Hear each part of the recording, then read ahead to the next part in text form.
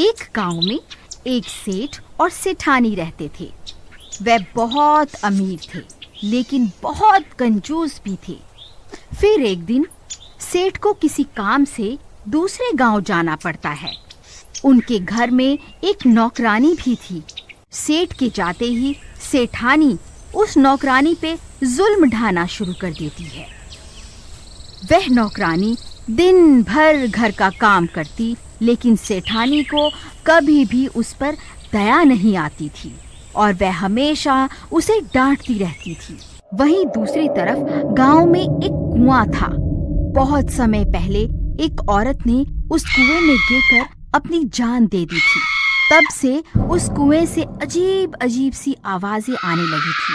कोई भी उस कुएं के पास जाने की हिम्मत नहीं करता था। फिर एक दिन रोज की तरह विमला घर का काम कर रही होती है। ए विमला, आज तो दोपहर हो गई और अब तक तेरा काम खत्म क्यों नहीं हुआ? लगता है महारानी आज देर से सोकर उठी है। क्यों री, तेरा काम खत्म क्यों नहीं हुआ अब तक? नहीं नहीं मालकिन, ऐसा नहीं है। आज मेरी तबीयत कुछ ठीक नहीं है, इसलिए आज सुबह उठने में थोड़ी देर हो गई। मैं कल से जल्दी उठ जाऊंगी। आज हमारे घर कुछ मेहमानों ने आना है और घर में थोड़ा सा ही पानी बचा है। तू नदी से थोड़ा पानी भर कर ले आ। लेकिन मालकिन, अब तो शाम होने वाली है और नदी तो गांव से दूर है। मुझे लौटने में रात हो जाएगी।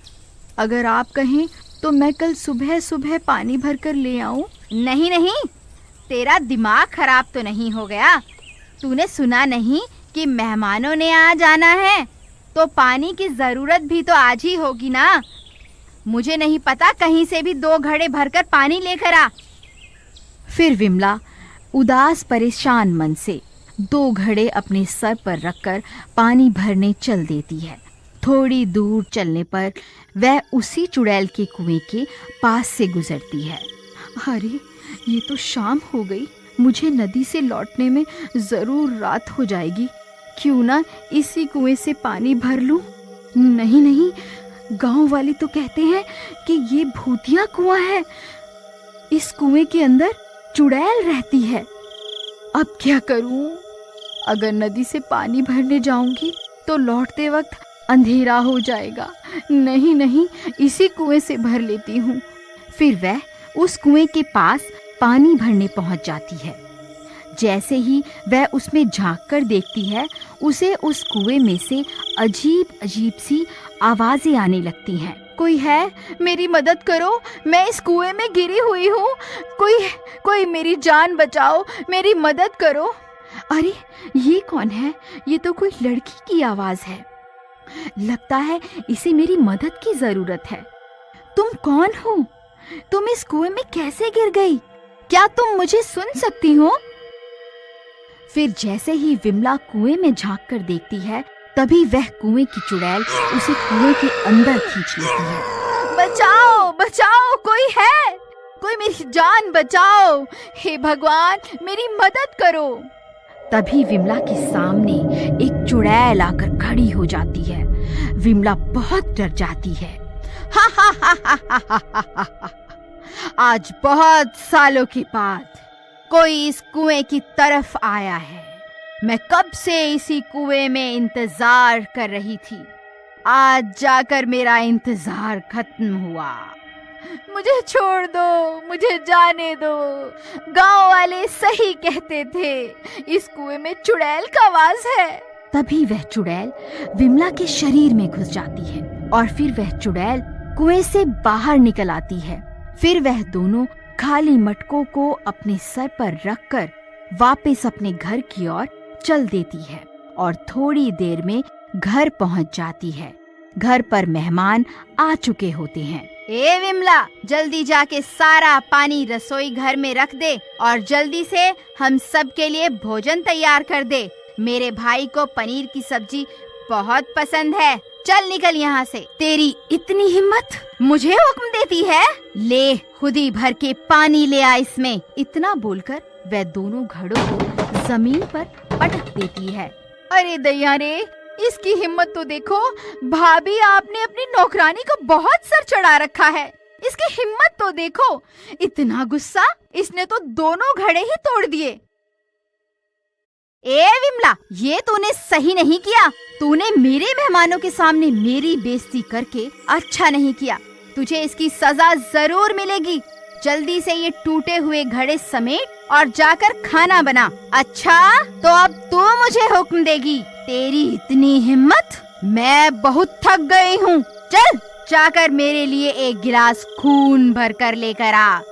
भाभी, ये तो खून मांग रही है। आपकी नौकरानी खून भी पीती है? अरे तुम दोनों रुको, इसे मैं सीधा करता हूँ। ए नौकरानी कहीं की, लगता है तू ऐसे नहीं मानेगी। तभी बबलू चुड़ैल के बाल पकड़ लेता है और जोर जोर से उन्हें खींचने लगता है। क्यों? अब बोल। अभी तो बहुत बोल रही थी, अब तेरी बोलती कैसे बंद हो गई? तभी चुड़ैल उसके हाथ पर जोर से काट लेती है। अरे मर गए रे, ये भूखी तो मेरा हाथ ही चबा गई। हाय मेरा हाथ। अरे रेखा, ये देखो इस नौकरानी ने मेरा क्या हाल कर दिया। हाय, बहुत दर्द हो रहा है। तेरी इतनी हिम्मत, तूने मेरे भाई का ही हाथ काट खाया? रुक, तुझे अभी बताती हूँ। फिर सेठानी विमला को सबक सिखाने के लिए आगे बढ़ती है। तभी विमला उसके बाल पकड़ लेती है। क्यूरी मोटी, तू मुझे सबक सिखाएगी? अब बोल, अब तेरी जुबान बंद कैसे हो गई? हे भगवान, इस विमला को आज ये क्या हो गया?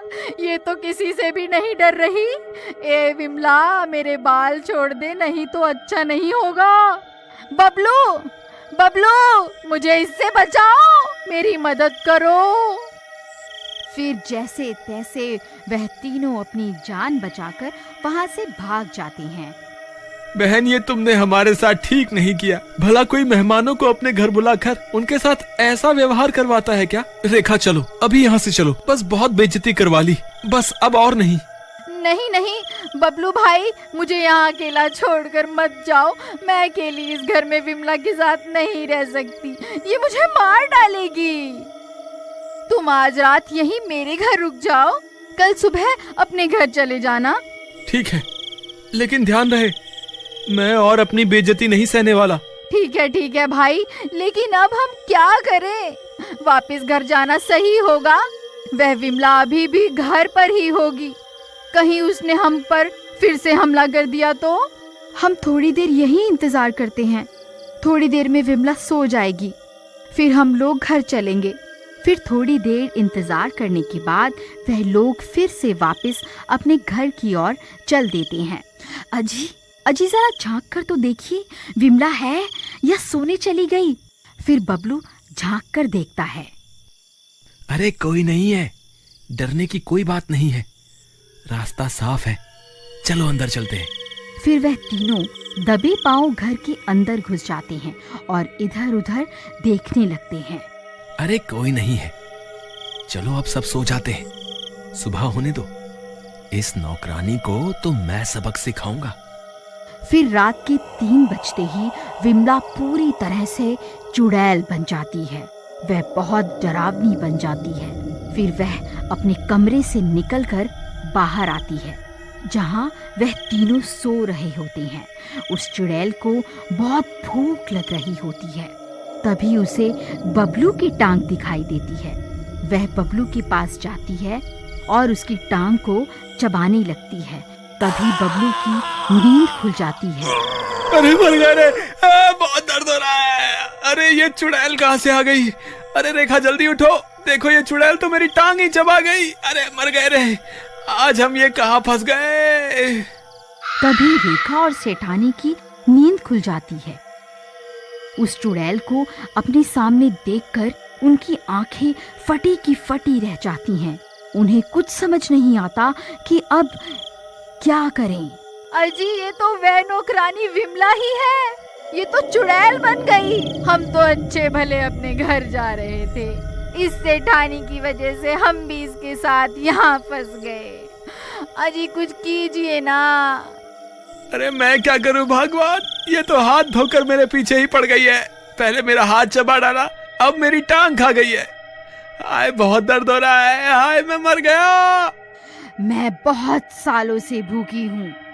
अब मैं तुम तीनों को अपने कुएं में ले जाकर खाऊंगी। हा हा हा हा हा हा। ए, तेरी टांग तो बहुत स्वादिष्ट थी। सबसे पहले तुझको खाऊंगी। अरे मर गए रे, ये तो सबसे पहले मुझे ही खाने को बोल रही है। अरे भागो रे भागो, अपनी जान बचा कर भागो। अरे भागो रे, ये चुड़ैल तो पागल हो गई है, आज ये किसी को नहीं छोड़ेगी। अजी रुकिए, हमें यहाँ अकेला छोड़कर कहाँ जा रहे हैं? फिर वह दोनों भी बबलू के पीछे पीछे भागने लगती हैं। अजी ये आपने ठीक नहीं किया।